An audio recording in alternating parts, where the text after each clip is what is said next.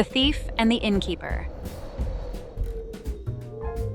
One wintry night, where snow had been falling for several days, some local villagers were discussing a chilling legend about the existence of a good and evil werewolf that had been passed down for generations.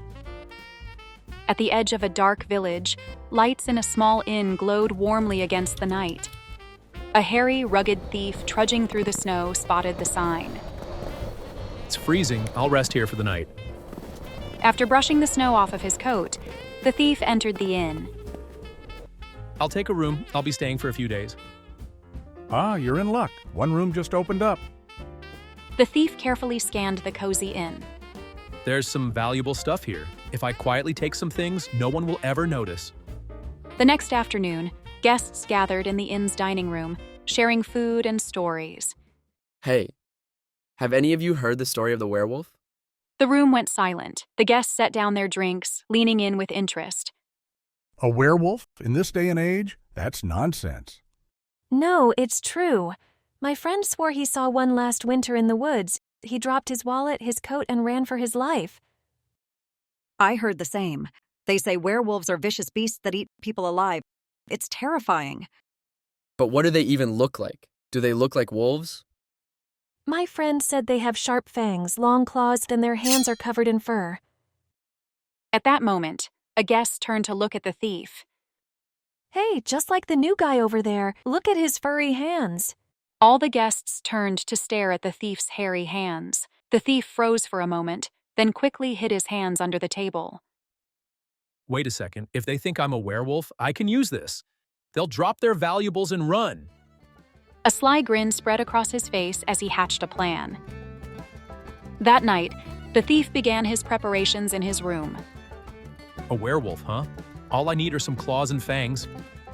He carefully glued sharp fake claws onto his fingertips and crafted fangs to fit over his teeth.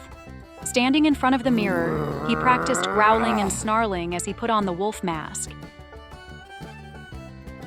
Not bad. In a couple of days, everyone will be running for their lives. The next evening, the thief casually joined the other guests, who were still discussing the werewolf. You know, I actually saw the werewolf last night. The room fell silent. What? How did you escape? I barely made it. I dropped my bag and hat just to run faster. If I had stayed a second longer, I wouldn't be here now. The guests glanced at one another in unease and began to murmur.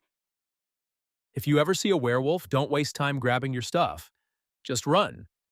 His story spread like wildfire through the inn, planting fear in everyone, except for the innkeeper, who narrowed his eyes. What's that guy up to now? I don't trust him one bit. A few nights later, as darkness blanketed the village, the thief completed his transformation into a werewolf. Sneaking through the dimly lit inn, he began gathering valuables from the guests' rooms. What's that noise? Suddenly, a guest carrying a lantern appeared in the hallway. The guest gasped as he saw a monstrous shadow cast against the wall. Claws, fangs, and fur. It's the werewolf! Run! From the darkness, the thief growled in a low, guttural voice. Drop everything and run, or I'll devour you. Panic erupted.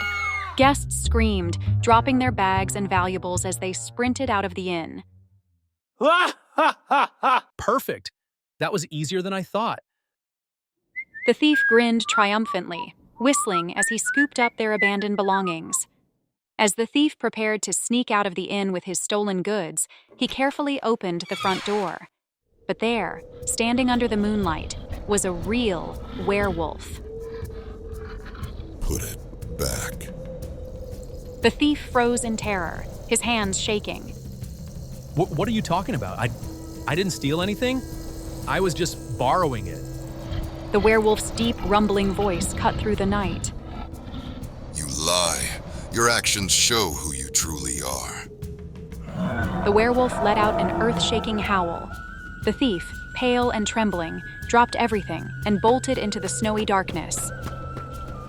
After the thief disappeared, the werewolf walked calmly into the inn. Shaking itself off, it was transformed back into the innkeeper. Pfft, the nerve of that guy, trying to impersonate me of all people. He grumbled as he began tidying up the mess the thief had left behind. Not long after, the frightened guests returned, their faces pale with fear. Innkeeper, is the werewolf gone? Oh, don't worry. I scared it off. It won't be coming back anytime soon. How did you chase it away? The innkeeper stifled a laugh and shrugged nonchalantly. Let's just say it wasn't as brave as it looked. It ran off as soon as I shouted at it. Ha ha. The guests burst into relieved laughter, the inn coming back to life with warmth and chatter. If they knew I was the real werewolf, they'd probably never come back. After that, rumors spread far and wide that a werewolf had appeared at the inn. It was no longer just a place to rest. It had become a sanctuary for adventurers.